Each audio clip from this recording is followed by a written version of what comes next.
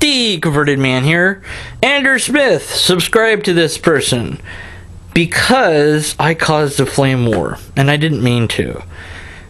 I had a constructive criticism to offer on his allies video, Indy. Oh yeah, sure, I'm gonna pronounce this last name, Pithecus, whatever. And my complaint was that that in the video it didn't say that this applies to all negatives, or only some. You can prove some negatives false, either empirically prove or within informal logic prove.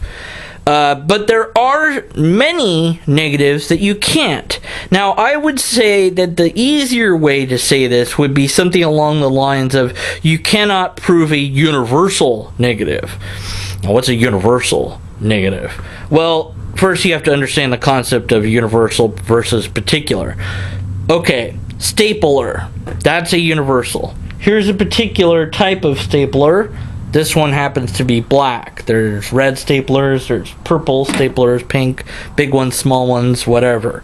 But when I say, let's say triangle, can you think triangle? No, you have to think of a particular type of triangle. So when I say God, you have to think of a particular type of God. And so the universalist God is not a thing that we could disprove, because it's not nailed down yet. It's too ambiguous. It's like humanity, or human, or hair, or computer, or car. These things are universals. You have to be talking about a particular before you can start actually discussing whether or not it's a thing outside of our brains.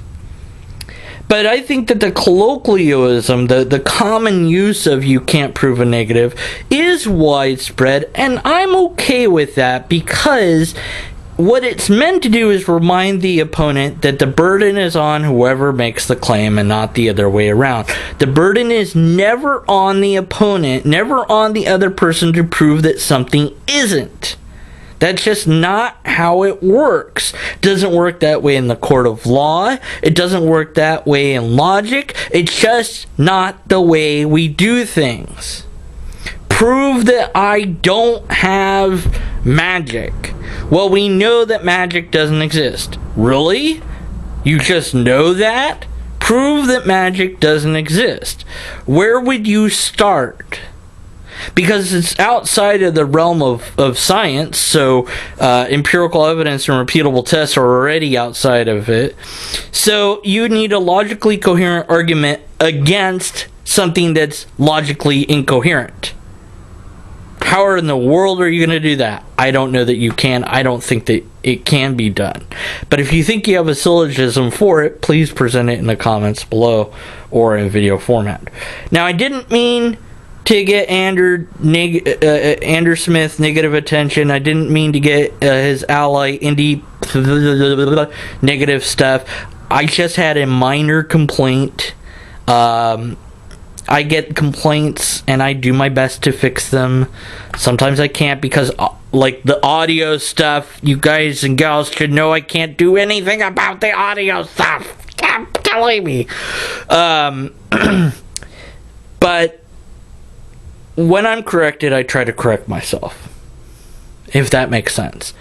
And there also was a logical fallacy in there. Towards the end, the gentleman who produced the video said that when people say this, what it means is they haven't read enough philosophy. How do you know that? Like, and what's enough philosophy? And like, how do you know that even if they've read like no philosophy, why would that matter? Like, how does that negate? You know, it's just a logical fallacy that he shouldn't have uttered, but he did. So I would want a small annotation saying this isn't about all negatives. You can't prove a negative most of the time, but not all the time. There's some negatives that we can show are fallacious. I would separate it out to you can't prove a universal negative. Just not, you can't do it. It's not possible. At least as far as I know. And I could always be corrected. Go ahead and correct me. But due to the nature of what a universal is, I don't see any way of empirically disproving it or informal logic being able to rise to the task of being able to show that something isn't. Especially when that something is a universal. Show that humanity is not a thing. Well, but humanity is a thing. I know that. But show that it isn't a thing using informal logic. If we could do that, then we could show that God is not a thing. And that would be great. But what we can do is show that particular types of gods aren't a thing. As far as the universalistic concept of God, because it's a universal, we can't show that it's not a thing. And any universal would also have that same problem.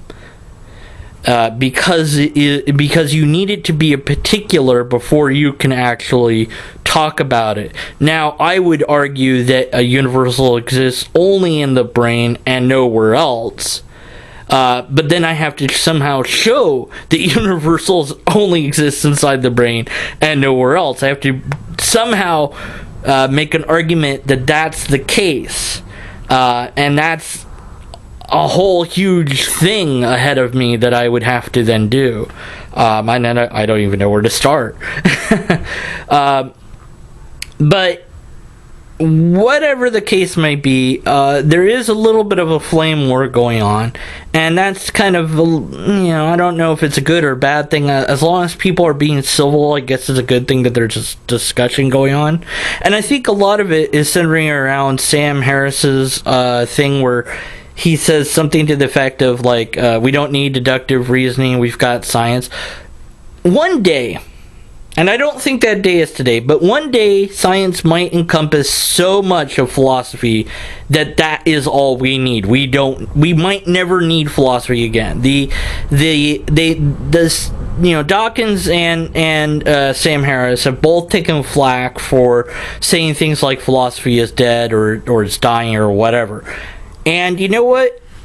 If that's the case, then oh well. I'm not emotionally attached to informal logic. I can let it go if we have a better system. And if science is that better system, then great. If we no longer need philosophy other than the philosophy of science, then what's so bad about that? And people that really love philosophy, have studied it, or have degrees in it, of course, are going to have issue with that. But things change. Times change. If we discover that the excluded middle is not a real thing in the real universe, then we have to change logic to fit that.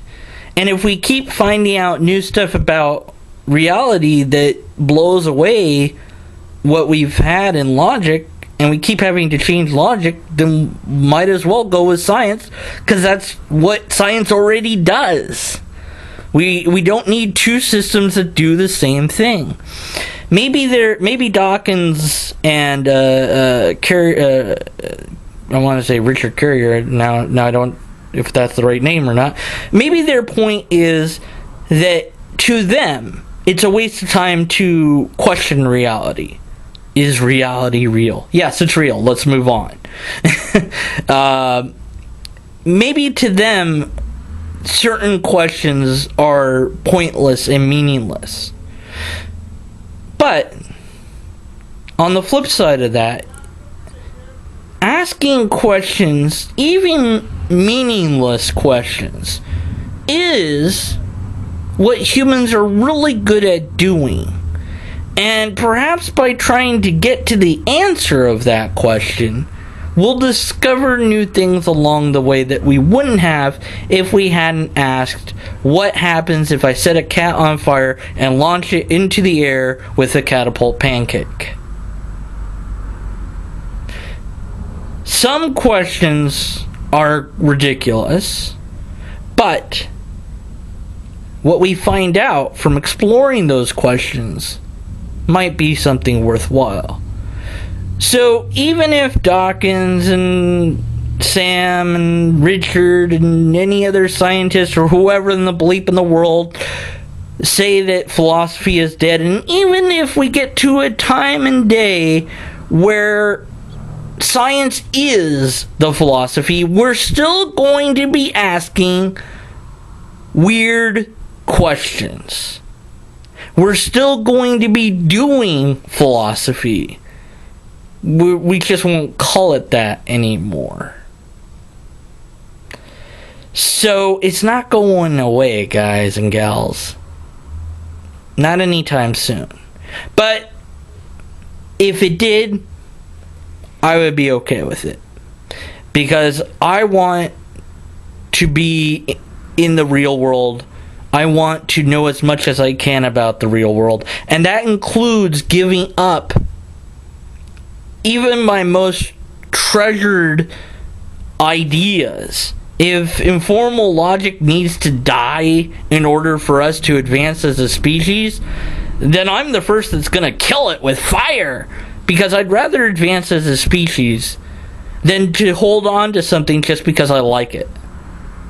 And I hope that you too feel the same way. Although that's an appeal to emotion. Bleep. Anyways, subscribe to Andrew Smith and Indy if you haven't already. And be sure to tell them that Deconverted Man sent you. And try not to flame war anymore and stuff. And be nice and kind and stuff to them. Except for the parts that I already said that you should totally slam them on.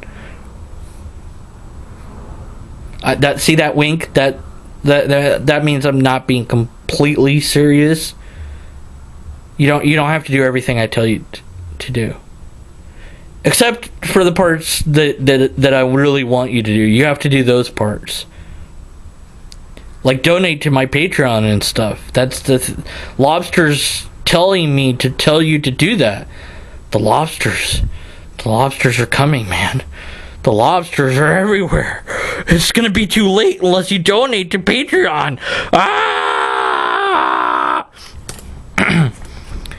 So, in conclusion, blah, blah, blah.